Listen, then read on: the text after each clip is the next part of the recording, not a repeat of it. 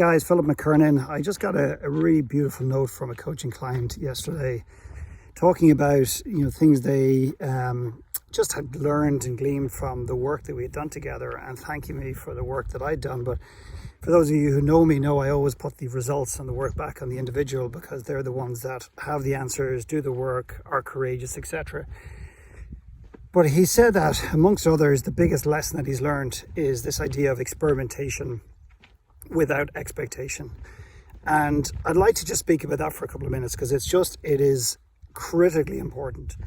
We've lost in many cases as adults this idea of play, this idea of fun, this idea of doing something without the need to tying our identity to it for the next 20 years. And there's kind of two parts to this. Is when I'll give you an example. There's a very good friend of mine, his name is Rob. I won't give his full name for just out of courtesy, but he launched a podcast a number of years ago, and I remember talking to him, and he says he's going to do one podcast a day for 5 days. And I just said, why would you do that? He goes, well, it'll keep me going, and it'll be lots of content. And I get all the rationale. Like, our brains are amazing at rationalizing complexity, particularly as entrepreneurs, as leaders, as visionaries.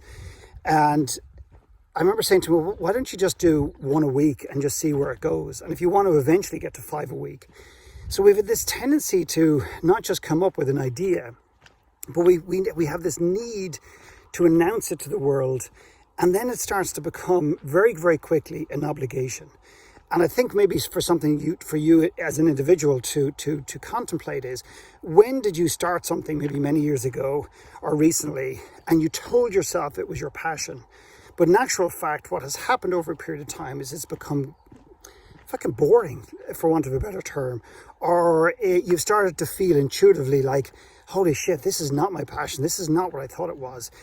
And I think what happens in those situations, as I've talked about before with some of you, is this: we mix up the idea of excitement for passion. So sometimes something is exciting because it represents a different energy than the energy we're currently expelling, but it's not necessarily something we're passionate about.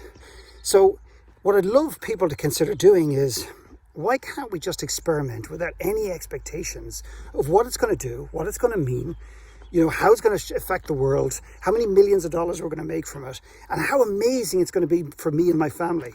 Just experiment with no expectations whatsoever. And I think when you give yourself permission to do that, some of your greatest work will begin to emerge for the first time, or maybe re-emerge for the first time. And that leads me to one other point, which is very related, I believe. And that is this idea that when some of our greatest work is about to emerge, and the reason that this is so critical, this piece of this comment, this video, is that I believe to our core, and myself included, that we're often deeply afraid of the most meaningful work we have the capacity to bring into this world. We are deeply afraid to allow the work, our way we express ourselves in the world, to go from a dormant place to being alive, because it is the greatest expression and extension of who we are as an individual. Because it's easier to fail doing something you don't really want to do deep down than run the risk of failing at the essence of who you are. But what I find is working with people and really pushing them hard and supporting them to really begin to play with this kind of internal part of themselves that they just haven't given oxygen to, is it's the very time they decide to have a baby, buy a puppy, or build an extension on their home. And while that might sound like an attempted funny joke, which I'm particularly not good at, it's actually incredibly true. In other words, they bring a kind of complexity into their lives. They bring a distraction into their lives at the very time something is emerging, at the very time something is just beginning to get breath and energy and momentum in their lives.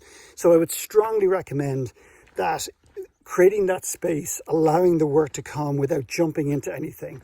And the last way I'll just describe this in a very simple way is, imagine I'm living in a city I don't like living in, and I begin to imagine living somewhere else.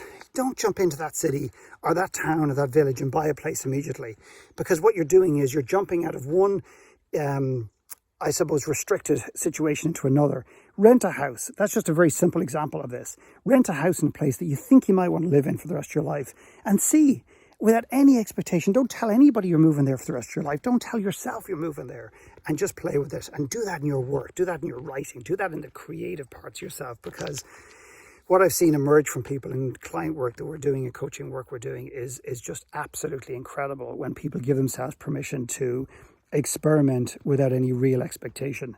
Anyway, leave it at that. Hope you're well. Bye.